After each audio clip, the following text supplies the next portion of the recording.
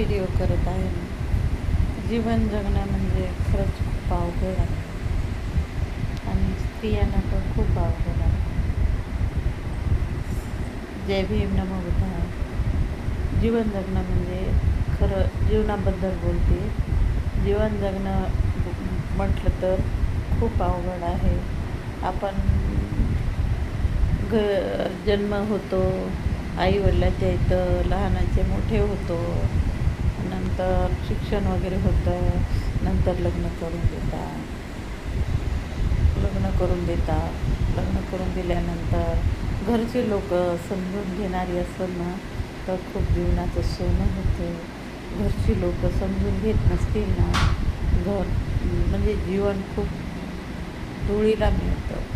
म्हणजे आपण किती सत्य राहू द्या, आपण किती इमानदारीनं काम करू द्या, इमानदारीनं राहू द्या, पण असं घरचे लोक किंवा जोडीदार पण चांगला मिळाला ना तर जीवनाचं सोनं होतं. आणि तो चांगला जर मिळाला नाही ना, आपण किती नीतिमत्तेनं राहून काहीच फायदा होत नाही, असं मला वाटतं बरं का.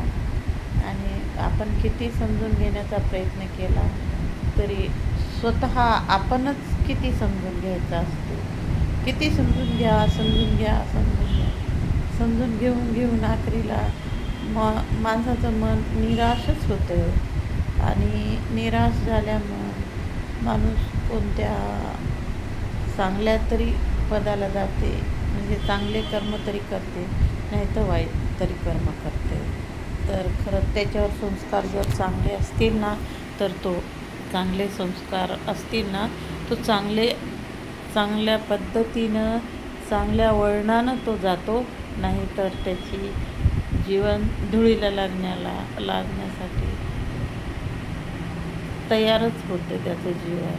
पण घरची माणसं साथ दिली पाहिजे.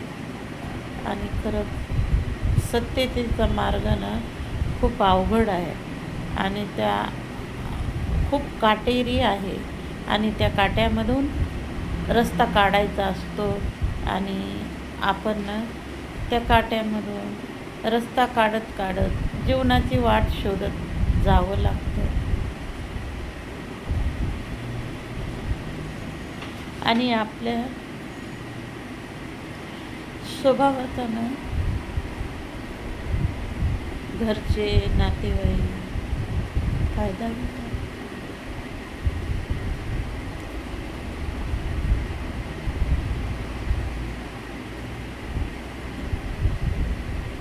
ज्या वेळेला आपले म्हणणारे लोक राहत नाही त्यावेळेला खूप त्रास होतो, वाईट वाटते. आणि तुम्ही किती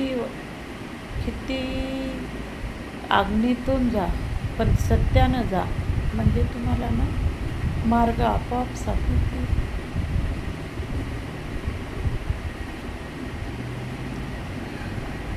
म्हणून मी व्हिडिओ केलेला आहे.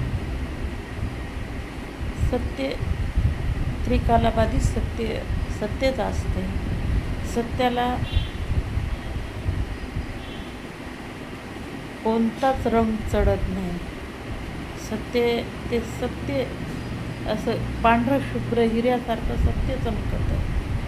म्हणून कधीही तुम्ही सत्य मार्गानेच चला, म्हणजे तुमच्या जीवनाचं सोनं होईल. जय भीम, नमो बुद्धाय.